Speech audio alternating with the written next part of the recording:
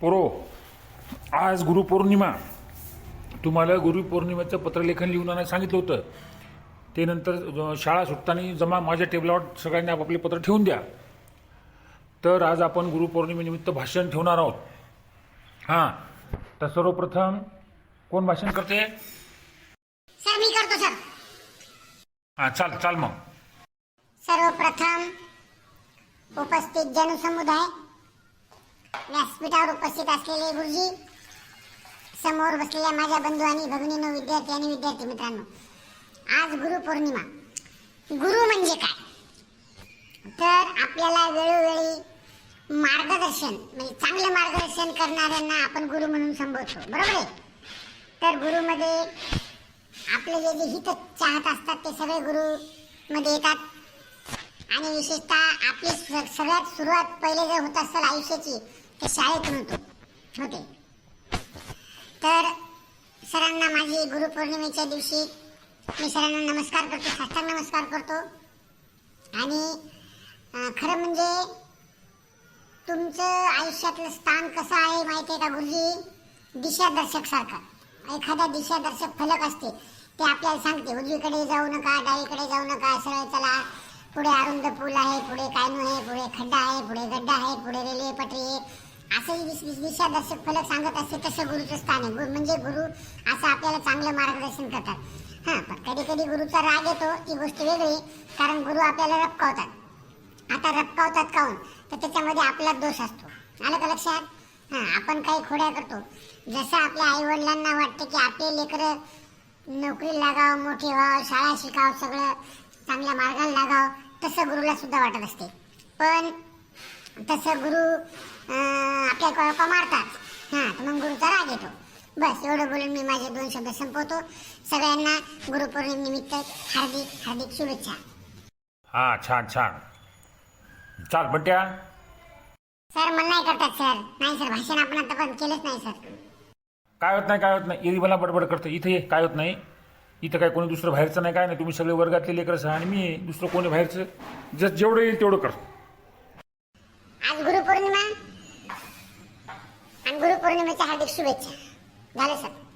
झालं नाही, अजून कर. गुरुबद्दल तुला काय वाटते? सर, गण्यान सगळं सांगितलेलंच आहे.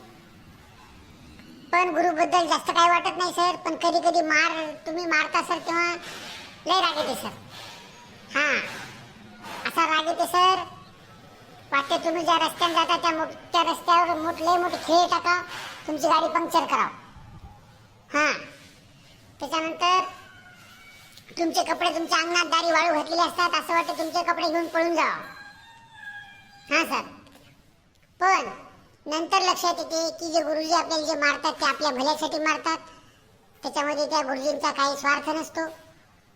हां सर. हां, म्हणून मग ते प्रोग्राम आम्ही कॅन्सल करतो, खेळ टाकायचा आणि कपडे चोरायचा. खरं सर, तुम्ही लेकराचं भलं चाहता सर.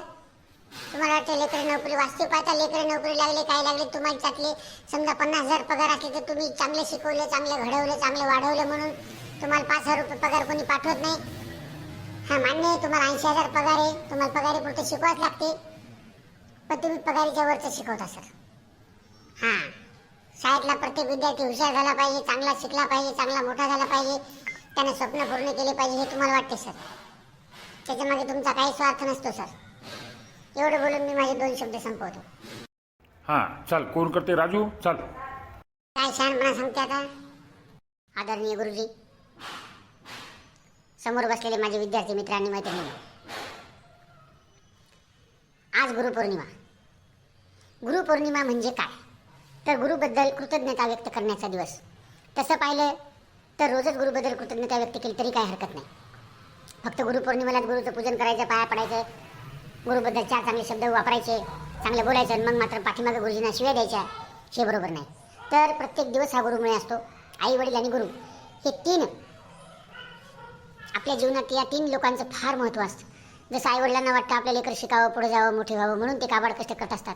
अगदी तसंच गुरुजीसुद्धा आपल्या शाळेतले विद्यार्थी पुढे जावं, आपल्या शाळेचं, आपल्या गावाचं, आपल्या तालुक्याचं, आपल्या जिल्ह्याचं, आपल्या राष्ट्राचं नाव मोठं करावं, आपल्या देशाचं नाव मोठं करावं, असं प्रत्येक गुरुजीला वाटत असतं. खरं तर मी या शाळेत येऊन जास्त नाही, 8-15 दिवस झाले. मी आतापर्यंत बऱ्याच शाळेत फिरलो, बऱ्याच वडिलाच्या बदलीमुळे बऱ्याच शाळेत माझं ॲडमिशन घेण्याचा योग आला. परंतु सगळ्यात जास्त शाळा जी भावली ती ही, कारण आपल्या सरचा स्वभाव खूप चांगला आहे. सर जरी आतून म्हणजे वरून नारळासारखे टणक वाटत असले तरी आतून फार मऊ आहे. आता मी घरी गेल्याच्यानंतर कधी कधी मला एखादा प्रश्न पडतो, एखाद्या प्रश्नाचं उत्तर सापडत नाही, काही समस्या असतात, काही अडचणी असतात, तर मी सरांना फोन करतो. आणि किती वाजता फोन केला तर सर पहिल्या बेलमध्ये फोन उचलतात, माझ्या प्रश्नाचं, माझ्या शंकेचं निरसन करतात आणि फार बरं वाटते. खरं तर शाळा भरली 10 वाजता आणि 4 वाजता सुटली तर शिक्षकाचं कर्तव्य संपलं असं काही शिक्षकांना वाटतं. त्यांना काय, आणि खरं तर यांना सरांनी शिकवलं काय नाही शिकवलं काय सरांना सगळ्याची पगार भेटते. परंतु तरीसुद्धा सर जीव लावून शिकवतात, जीव लावून आपल्याला धडपड करतात, आपल्यासाठी आपल्याला दटावतात, आपल्यावर रागवतात. त्याच्यामध्ये सरांचा काही स्वार्थ नाही. जीव तोडून सर शिकवतात, त्याच्यामध्ये सरांचा काही स्वार्थ नाही. आपले लेकरं मोठे व्हावे, आपले लेकरं हुशार व्हावे, हाच त्यामागे उद्देश असतो. सर्व गुरुजनांना, तसेच माझ्या आयुष्यात ज्यांनी मला चांगली वाट दाखवली, ज्यांनी मला चांगला मार्ग दाखवला, त्या सर्व गुरुजनांना, ज्ञात अज्ञात गुरुजनांना गुरुपौर्णिमेच्या हार्दिक शुभेच्छा आणि सर्वांच्या चरणी साष्टांग दंडवत. काय म्हणते, नारळ खोपणं, नारळ असतात तेच ना का नाही. आज गुरुपौर्णिमा आहे, जरा थांब ना आजचे दिवस तरी. एवढं बोलतो आणि माझे 2 शब्द संपवतो. धन्यवाद. चल, कोण करते? चिंट्या, चल.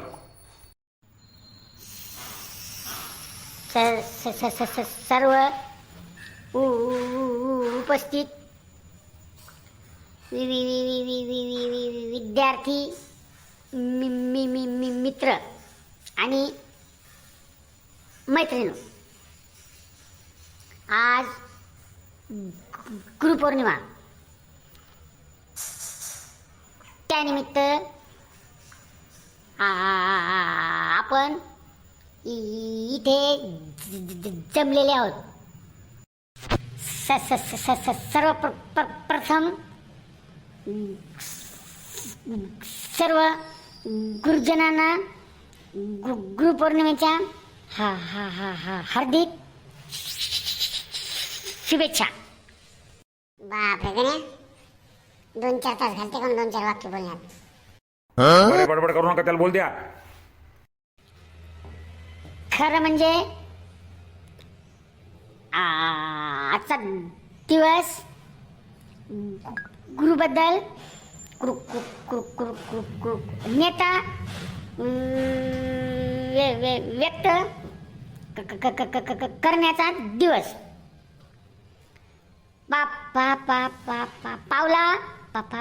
पावलावर आपल्याला गुरु भेटतात. काही चांगले, काही वाईट. तर चांगले घ्यावं, वाईट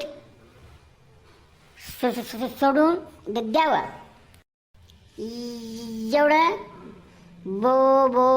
बोलून मी माझे 2 शब्द संपवतो. सर्वांना पुन्हा एकदा गुरुपौर्णिमेच्या हार्दिक शुभेच्छा. बापरे, झालं का एकदाच?